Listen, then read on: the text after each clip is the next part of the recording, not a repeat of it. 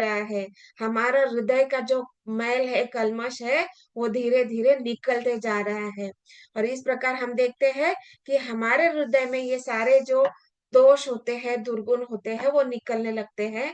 और हम ये भक्ति का रस जो है उसका आस्वादन करने लगते हैं, जप के द्वारा, संग के द्वारा, शास्त्र के अध्ययन के द्वारा, धामवास के द्वारा, अर्चा विग्रह सेवा के द्वारा, इन सारे जो कार्य है इसके द्वारा हम धीरे धीरे रस लेने लगते हैं, आस्वादन लेने लगते हैं। और देखते हैं कि ये सारा जो भौतिक जगत में रहते हुए भी, ये भौतिक जगत कैसा है, अभी तो ये भौतिक जगत तो पहले से ही 3 गुणों से बंधा हुआ है, और ऊपर से हम कलयुग के जीव हैं। उसमें हम लोगों के में 4 प्रकार की त्रुटियां भी है, अलग अलग दोष भी है, अलग अलग दुख भी है। और इसमें भगवान ने बोला है कि ये दुखालयम अशाश्वतम है। मतलब ये जगत जो है अशाश्वत है, इसकी कोई शाश्वती नहीं है। ये हमेशा ही दुखमय रहने वाला है।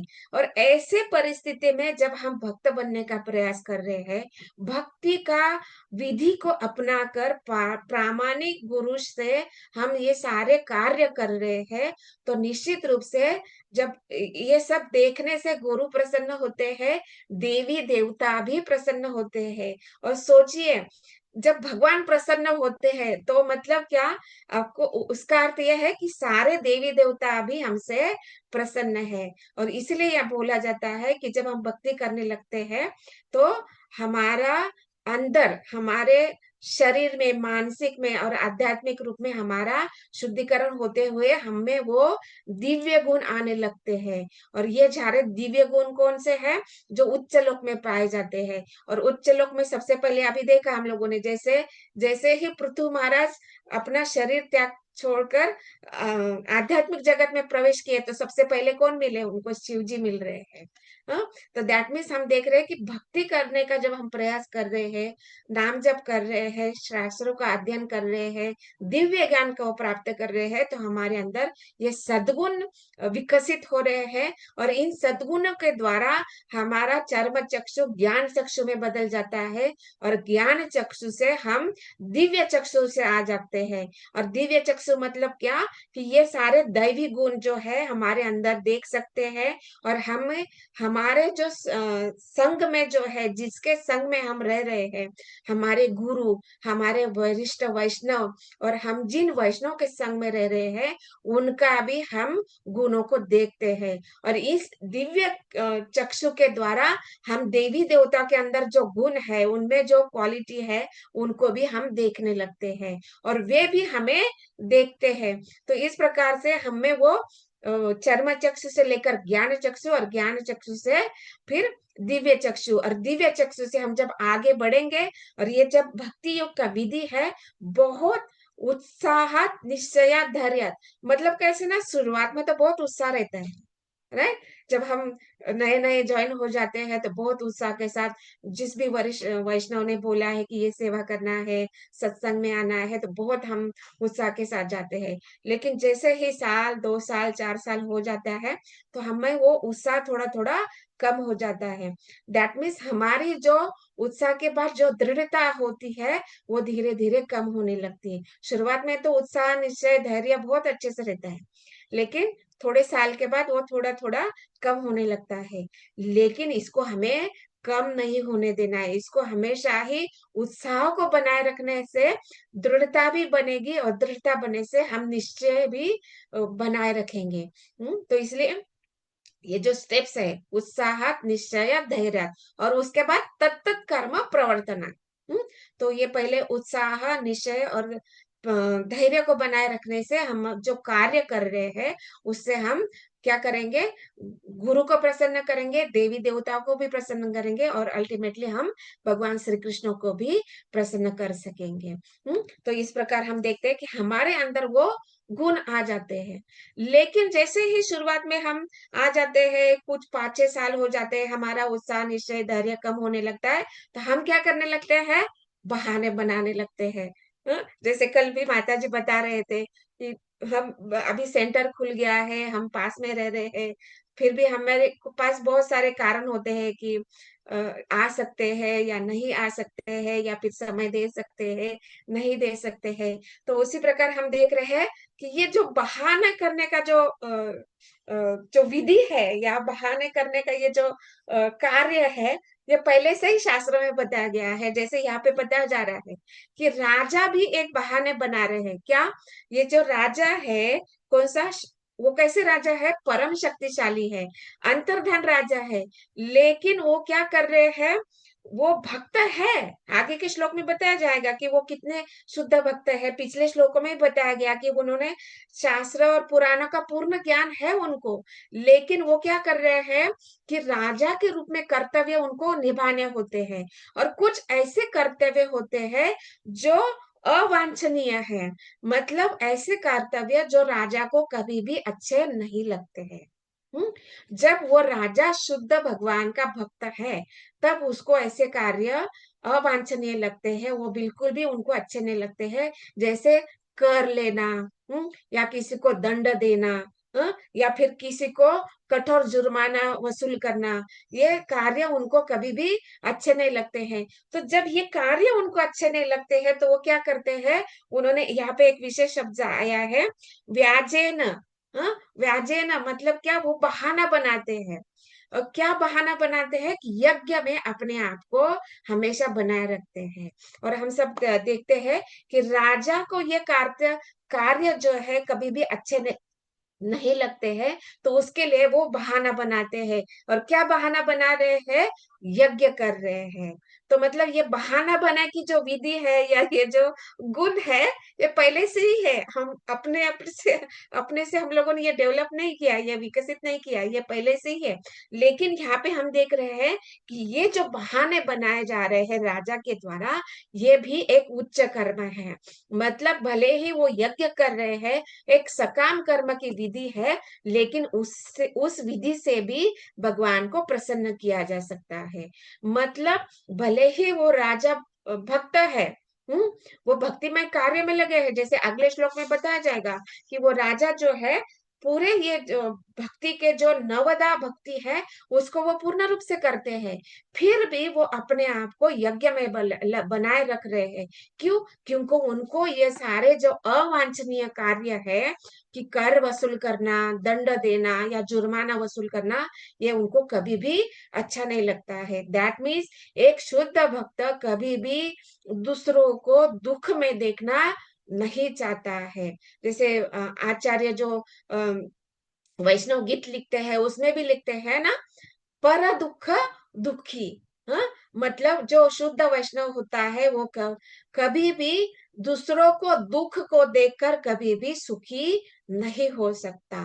तो इसी प्रकार यहाँ पे राजा भी क्या कर रहे हैं? उनको दुख को वो नहीं देख पाते हैं, तो इसलिए अपने आप को हमेशा ही यज्ञ में बनाए रखते हैं। और कैसे यज्ञ बनाए रख रहे हैं? जैसे कि हम देख रहे हैं कि यज्ञ करने की विधि बहुत बहुत लंबी होती है।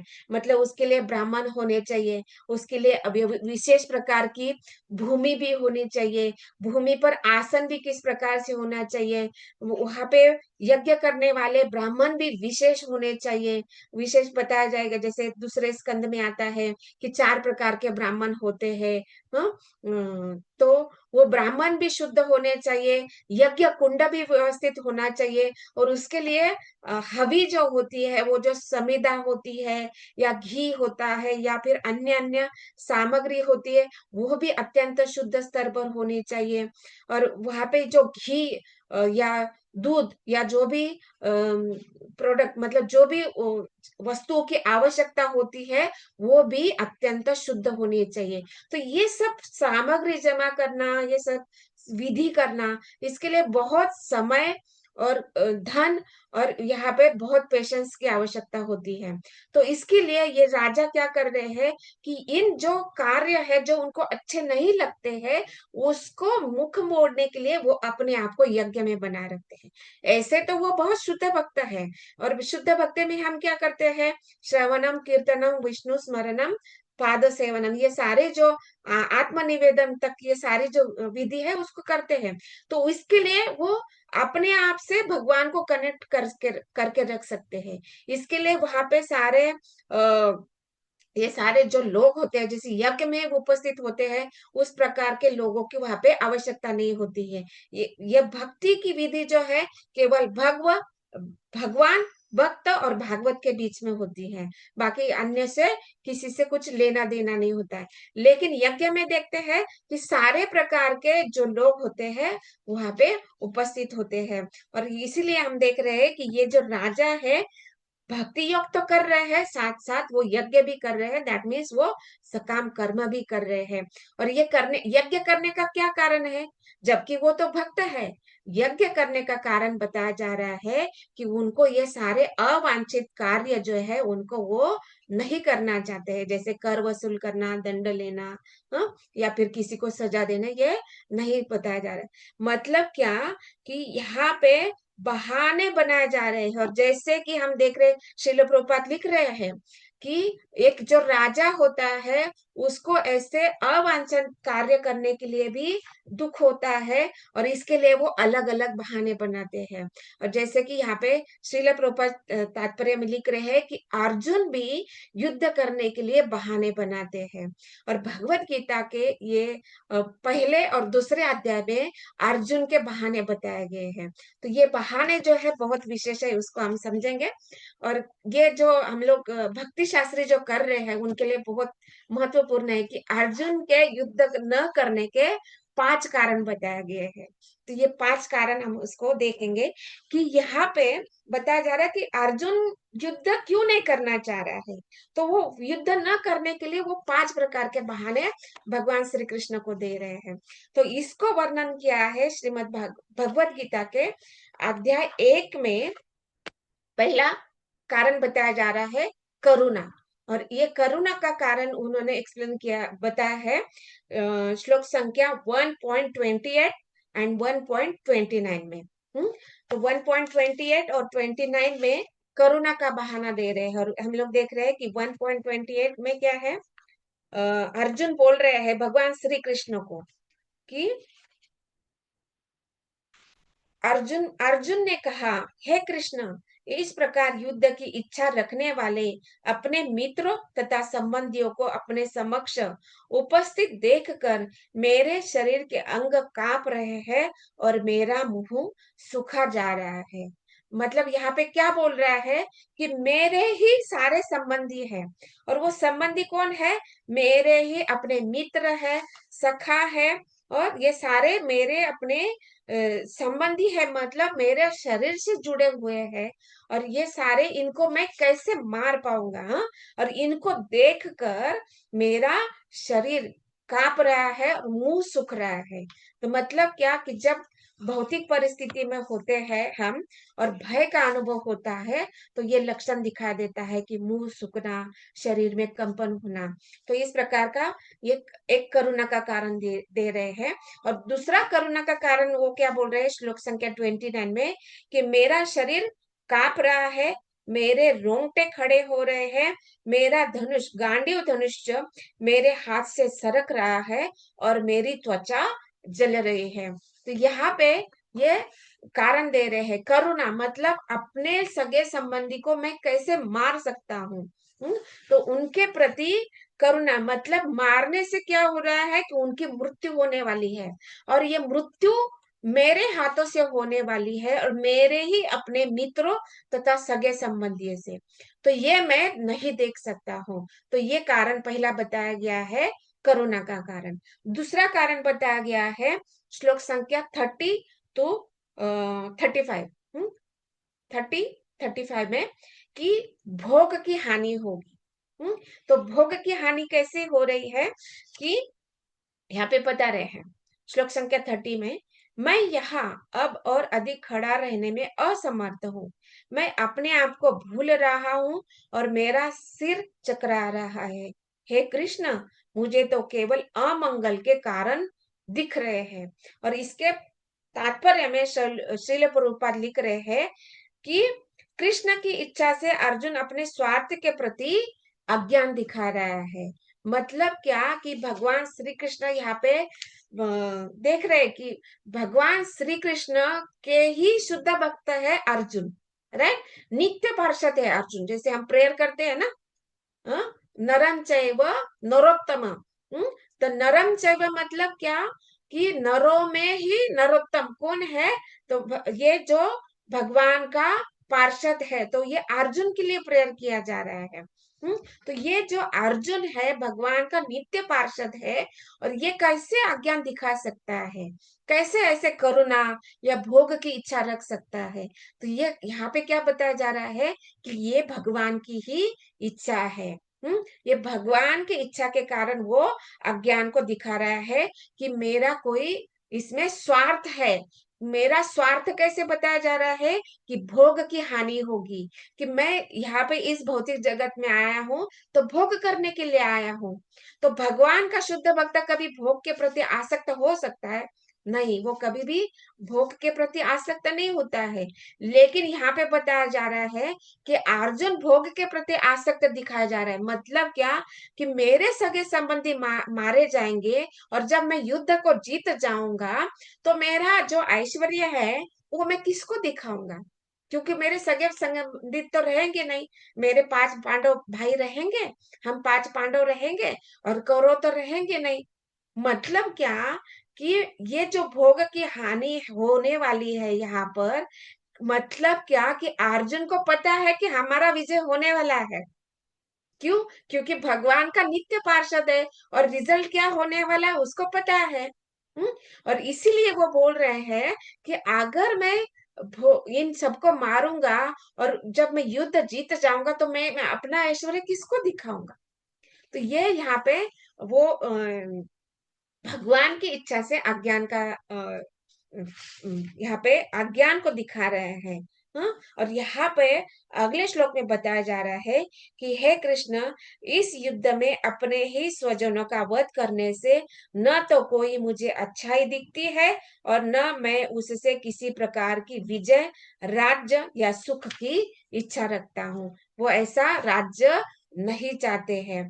और आगे के श्लोकों में बताया जा रहा है हाँ, कि 32, 33, 34 और 35 में बता रहे हैं कि हे गोविंद, हमें राज्य, सुख अथवा इस जीवन से क्या लाभ, क्योंकि जिन सारे लोगों के लिए हम उन्हें चाहते हैं वे इस भूमि में खड़े हैं। हे मधुसूदन, जब गुरुजन, पितृगण, पुत्रगण, पितामह, मामा, ससुर, पौत्रगण, साले तथा अन्य सारे संबंधी अपना अपना धन एवं प्राण देने के लिए तत्पर है और मेरे समक्ष खड़े हैं, तो फिर मैं उन सब को क्यों मारना चाहूंगा, भले ही वे मुझे क्यों न भले ही वे मुझे क्यों न मार डाले। हे जीवों के पालक, मैं इन सबों से लड़ने को तैयार नहीं, भले ही बदले में वे मुझे 3 लोग क्यों न मिलते हो। इस पृथ्वी को तो मैं बात ही छोड़ दे, भला धृतराष्ट्र के पुत्रों को मारकर हमें कौन सी प्रसन्नता मिलेगी। मतलब यहाँ पे वही बताया जा रहा है ना, कि इन सबको मैं मारने के बाद कैसे सुख का अनुभव करूंगा।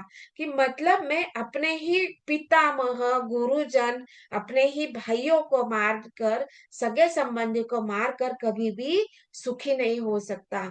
मतलब सुख का व्याख्या क्या बताया जा रहा है, कि अपने ही खुशी के लिए जब हम कार्य करते हैं उसको सुख बोला गया है। और यहाँ पे हम सुख का अनुभव कैसे करते हैं, अपने सुख सगे तथा संबंधियों के साथ में रहकर हम सुख का अनुभव कर सकते हैं, आनंद का अनुभव कर सकते हैं।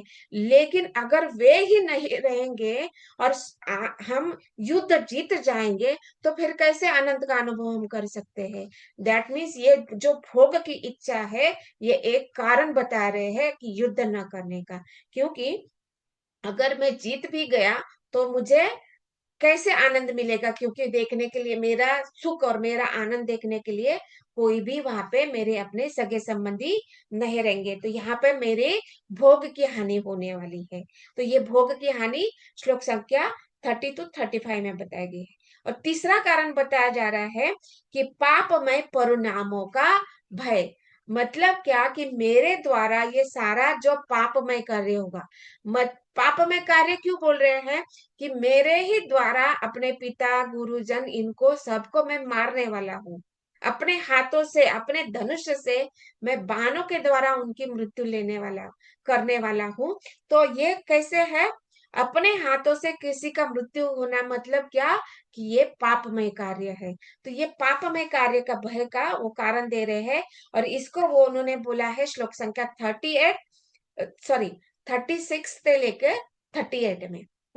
पापमय परिणामों का भय। तो वो क्या बता रहे हैं 36, 37 और 38 में कि यदि हम ऐसे आतताइयों का वध करते हैं तो हम पर पाप चढ़ेगा। अतः यह उचित नहीं होगा कि हम धृतराष्ट्र के पुत्रों तथा उनके मित्रों का वध करें। हे लक्ष्मीपति कृष्ण, इससे हमें क्या लाभ होगा? और मैं और अपने ही कुटुंबियों को मारकर हम किस प्रकार सुखी हो सकते हैं? तो ये अर्जुन अभी प्रश्न कर रहा है कि युद्ध करने के लिए आप मुझे बोल रहे हो, मैं यहाँ पे आया हूँ, लेकिन इस युद्ध के द्वारा जो हानि होने वाली है, क्या हानि होली है? तो कि ये मेरे द्वारा मारे जाएंगे। और ये मेरे द्वारा मारना मतलब क्या है?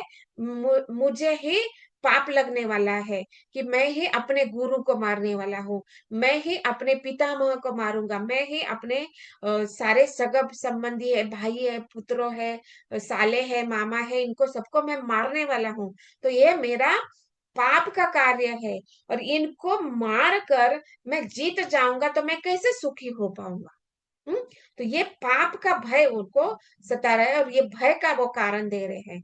और श्लोक संख्या 37, 38 में और भी वो बोल रहे हैं कि हे जनार्दन, यद्यपि लोभ से अभिभूत चित्त वाले ये लोग अपने परिवार को मारने या अपने मित्रों से द्रोह करने में कोई दोष नहीं देखते, किंतु हम लोग जो परिवार के विनष्ट करने में अपराध को देख सकते हैं, ऐसे पाप कर्मों में क्यों प्रवृत्त हो? मतलब क्या कि यहाँ पे अर्जुन क्या बता रहे हैं कि सामने मेरे विपक्ष में जो युद्ध करने के लिए तैयार है, वो कैसे है?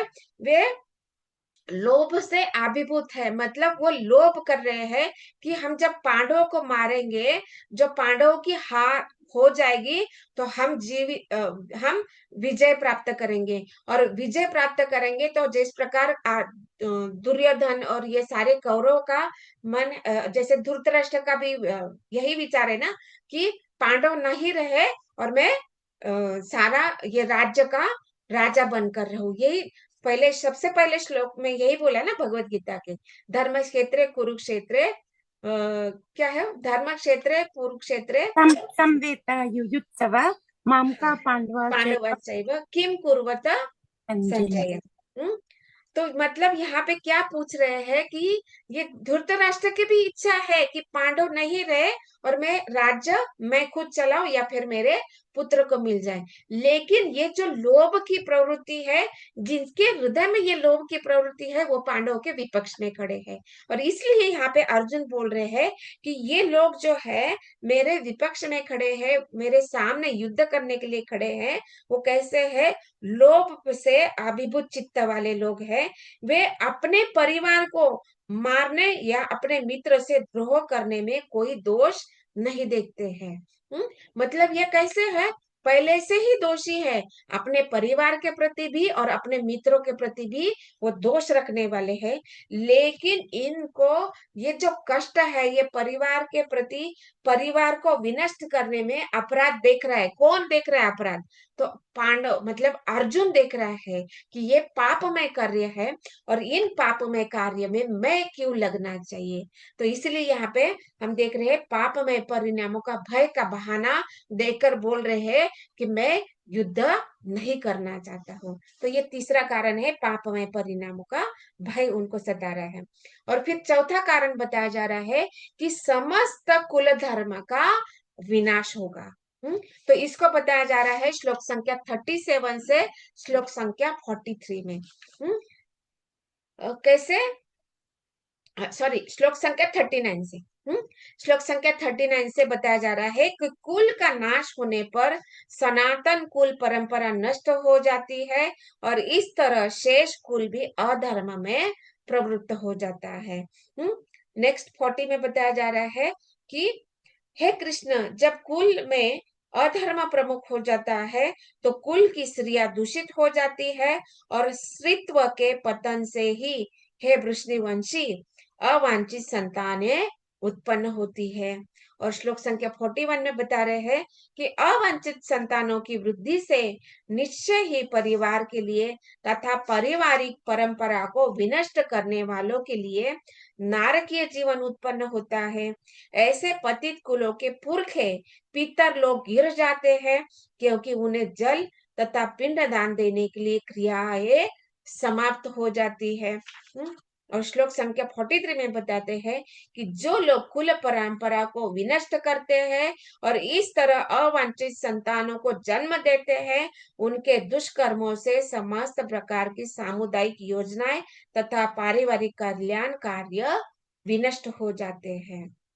और श्लोक संख्या 43 में बता रहे हैं कि हे प्रजापालक कृष्ण, मैंने गुरु परंपरा से सुना है कि जो लोग कुल धर्म का विनाश करते हैं वे सदैव नरक में वास करते हैं।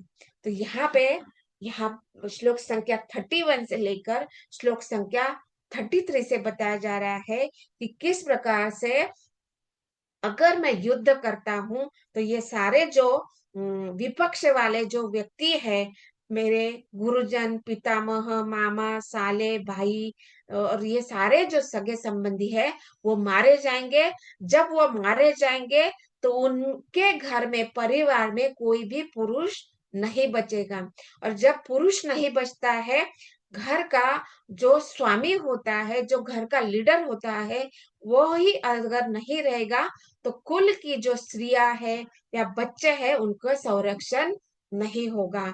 और उनका संरक्षण नहीं होगा तो उनके ऊपर अलग अलग प्रकार के जो पापमय कार्य है वो हो सकते हैं और उनकी रक्षा नहीं होगी और इस प्रकार से कुल धर्म है वो भी नहीं रहेगा।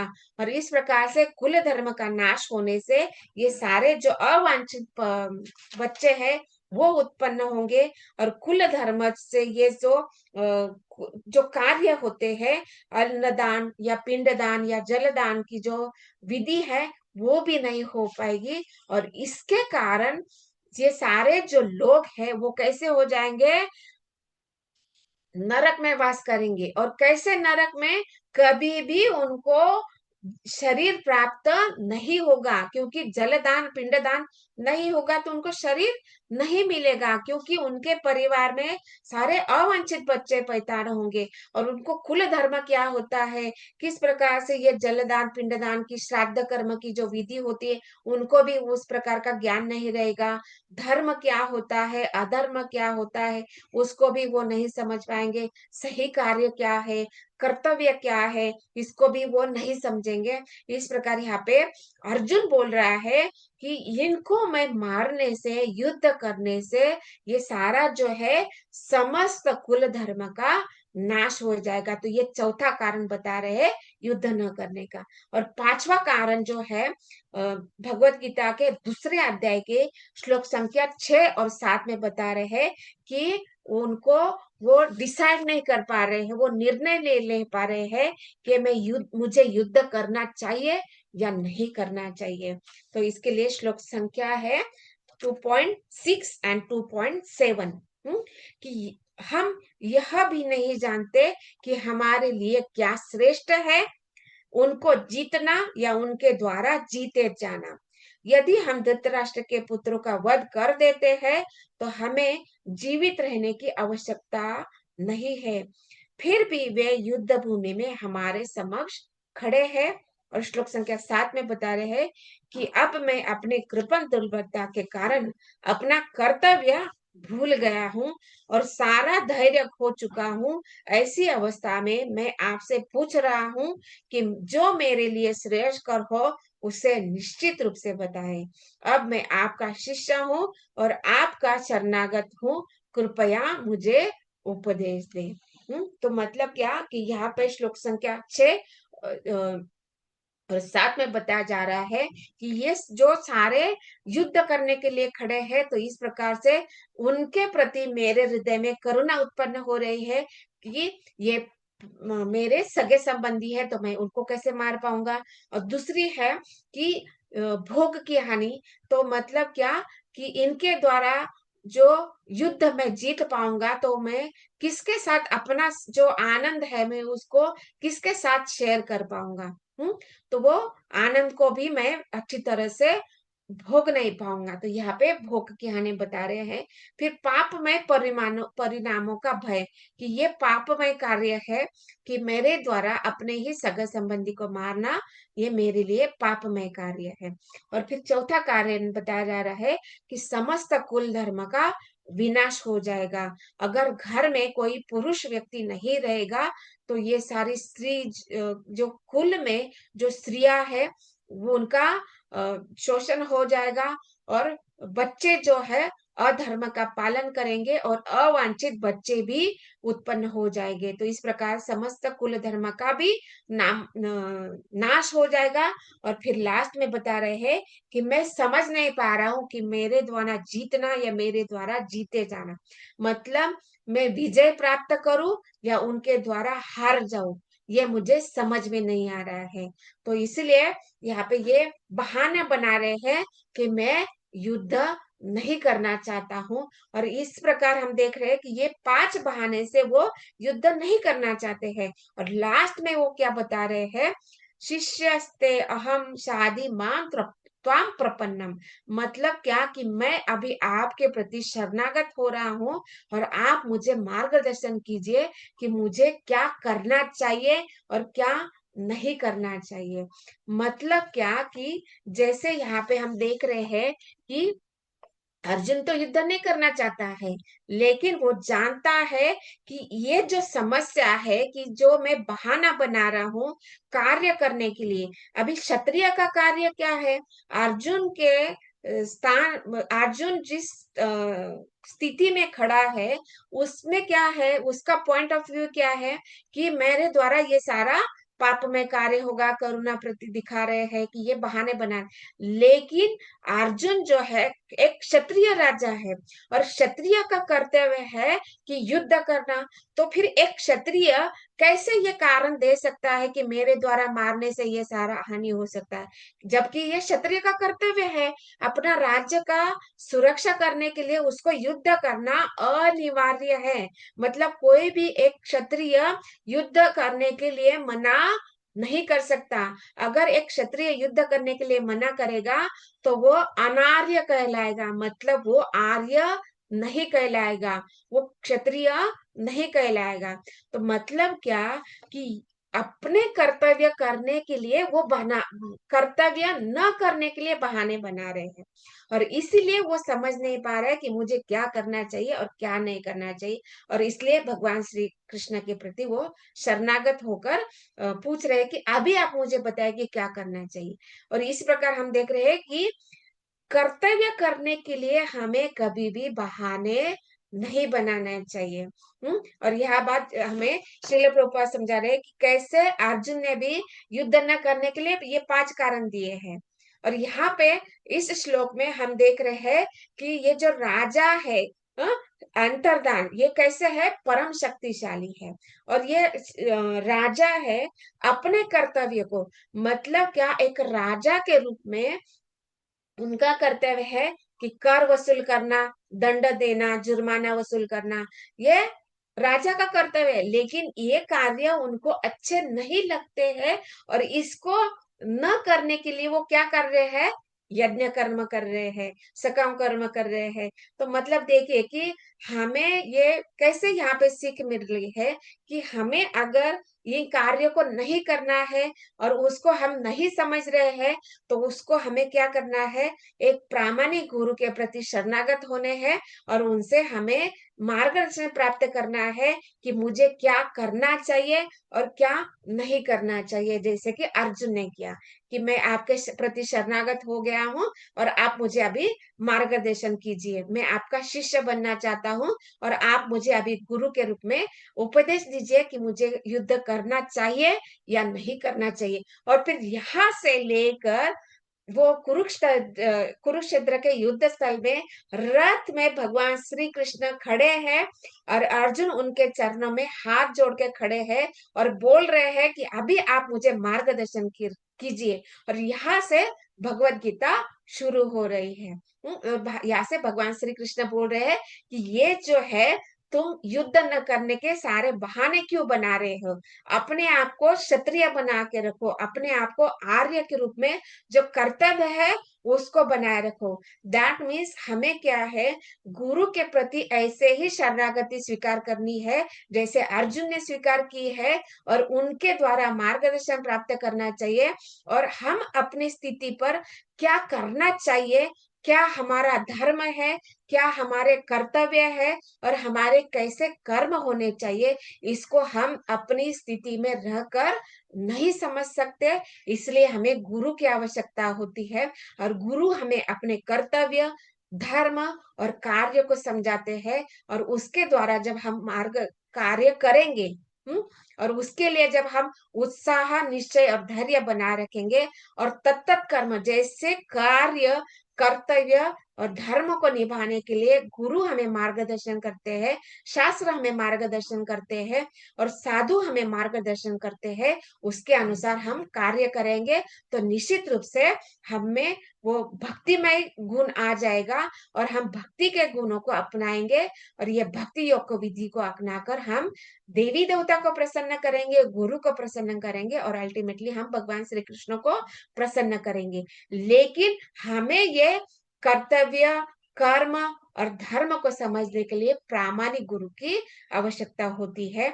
और इसको, कर्तव्य को न समझने के कारण, धर्म को न जानने के कारण, हम अज्ञान में होने के कारण, हम कार्य करने के लिए भला ही कितने ही लाभपूर्ण कार्य क्यों ना हो, हमारे लिए कितना ही फायदेमंद कार्य क्यों ना हो, उसको करने के लिए हम बहाने बनाते हैं। हम्म जैसे कि हम भक्ति में आ रहे हैं, तो जैसे ही हम पहली बार इस्कॉन से किसी भक्त से जुड़ जाते हैं, या फिर वो हमें बुलाते हैं कि सत्संग होता है, सैटरडे सत्संग होता है, संडे सत्संग होता है, संडे फीस्ट प्रोग्राम होता है, हाँ, तो आप वहां पे आइए, प्रसादम होता है, आपको जपमाला फ्री में मिलती है, भगवत गीता भी आपको प्राप्त होती है। लेकिन हम क्या बोलते हैं, नहीं भाई, सत्संग में जाने के लिए हमारा अभी वो उम्र नहीं आया है। हाँ? क्या हम उस प्रकार के बुढ़े हो गए क्या सत्संग में जाने के लिए? हाँ, तो ये क्या है, हम अच्छे कार्य के लिए हम बहाने बना रहे हैं। लेकिन हमें यहाँ पे सिखाया जा रहा है कि बहाना भी ऐसा होना चाहिए जो हमें सत मार्ग पर लेके जाए। जैसे राजा अंतर्धान है, जो शुद्ध भक्त है भगवान के, लेकिन फिर भी वो सकाम कर्म कर रहे हैं, और वो सकाम कर्म भी के द्वारा भी भगवान को प्रसन्न किया जा सकता है। तो मतलब बहाना भी ऐसा होना चाहिए कि जिससे हमें लाभ हो। तो ऐसे बहाना नहीं कि जिससे हमें हानि होनी चाहिए। हाँ? तो मतलब बहाना भी ऐसे होना चाहिए कि जिससे हमें लाभ होना चाहिए। तो यही बात यहाँ पे हमें श्रील प्रभुपाद समझा रहे हैं कि हमें अपने कर्तव्य को समझना है, और कर्तव्य करने के लिए हमेशा ही उत्साह, निश्चय, धैर्य बनाए रखना चाहिए। उसके लिए कर्तव्य को रोकने के लिए या कर्तव्य न करने के लिए हमें कभी भी बहाना नहीं बनाना चाहिए। और यहाँ पे यही हमें बताया जा रहा है कि राजा अंतर्धान है, अपने कर्तव्य को मुख मोड़ रहे हैं। और कैसे कर्तव्य को मुख मोड़ रहे हैं, कि जो अवांछित है, जो उनको अच्छा नहीं लग रहा है, जैसे अर्जुन ने भी बताया ना कि युद्ध करना अवांछित कार्य है, लेकिन उसको वो करना ही पड़ता है क्योंकि उसका वो कर्तव्य है। राजा का भी कर्तव्य है, कर वसूल करना, दंड देना, हाँ, ये उसका कर्तव्य है, वो करना ही है। लेकिन साथ साथ राजा अंतर्धान ये कार्य भी कर रहे हैं, लेकिन वो यज्ञ कर्म भी कर रहे हैं, और अपने भक्तियों को तो हमेशा ही वो अखंडित रूप से कर ही रहे हैं। तो इस प्रकार से हमें अपने कर्तव्य को भी समझना है, अपने धर्म को भी समझना है, हमारे हमारे द्वारा क्या कार्य करना चाहिए और क्या नहीं करना चाहिए, इसको भी समझना चाहिए। मतलब भले ही वो हमें कार्य कितना भी अवांछित लगे, भले ही हम देख रहे हैं कि हमें वो कार्य नहीं करना चाहिए या योग्य नहीं लगता है, तब भी हमें उसको करना चाहिए। तो वो भले ही हमें अच्छा लगे या न करे, न लगे, फिर भी कर्तव्य के रूप में हमें वो कार्य करने ही पड़ते हैं। जैसे हम भक्ति योग में लगे हैं, भक्ति कार्य में लगे हैं, फिर भी हम कितना ही चाहते हैं कि भगवत गीता पढ़े, अध्ययन करे, भागवतम को समझे, चैतन्य चरितमृत जो नामक अनेक अनेक ग्रंथ है उसको समझने का प्रयास करें, लेकिन हमें वो समय नहीं मिल पाता है, क्योंकि हम कैसे हैं, कर्तव्य से जुड़े हुए हैं। जैसे कि यहाँ पे हम देख रहे हैं कि बहुत सारी स्त्रियां जुड़ी हुई है, और स्त्रिया का भी अपने घर के प्रति, पति के प्रति, बच्चों के प्रति बहुत सारे कर्तव्य निभाने होते हैं। तो ये हमें समय नहीं मिल पाता है। तो ये समय नहीं मिल पाता है, इसको भी हमें बहाना नहीं बनाना चाहिए। हाँ? तो ये ऐसे में सारे कार्य करने पड़ते हैं, मेरे ही ऊपर सब है, तो मैं कैसे समय निकालूं? नहीं, इसको बहाना नहीं बनाना है। आप कार्य करते हुए, हम हमारे पास हमारे इतनी टेक्नोलॉजी डेवलप्ड है कि हम अपने कर्तव्य को, हमारे घरेलू कार्य करते हुए भी हम हेडफोन, ईयरफोन डालकर वो सारे क्लासेस सुन सकते हैं, मतलब श्रवणम कर सकते हैं, और अपना कर्तव्य को भी निभा सकते हैं। तो ये भक्ति योग के जो विधि को अपनाने के लिए हमें बहाना नहीं बनाना है, और इससे हम भगवत को निश्चित रूप से प्रसन्न करेंगे, गुरु को प्रसन्न करेंगे, और हमें वो दिव्य गुण आ जाएंगे। जैसे यहाँ पे पृथु महाराज का गुणगान शिव जी करने वाले हैं, उसी प्रकार से हमारा भी कर्तव्य को, हमारे ही कार्यों को देखकर, धर्म के प्रति आचरण को देखकर निश्चित रूप से देवी देवता भी प्रसन्न होंगे, और गुरु तो प्रसन्न होंगे ही, देवी देवता भी प्रसन्न होंगे, और ये सब कार्य से भगवान भी निश्चित रूप से प्रसन्न होंगे। तो ग्रंथराज श्रीमद् भागवतम की जय, श्रील प्रभुपाद की जय। ओम तत्सत। हरे कृष्ण। हरे कृष्ण।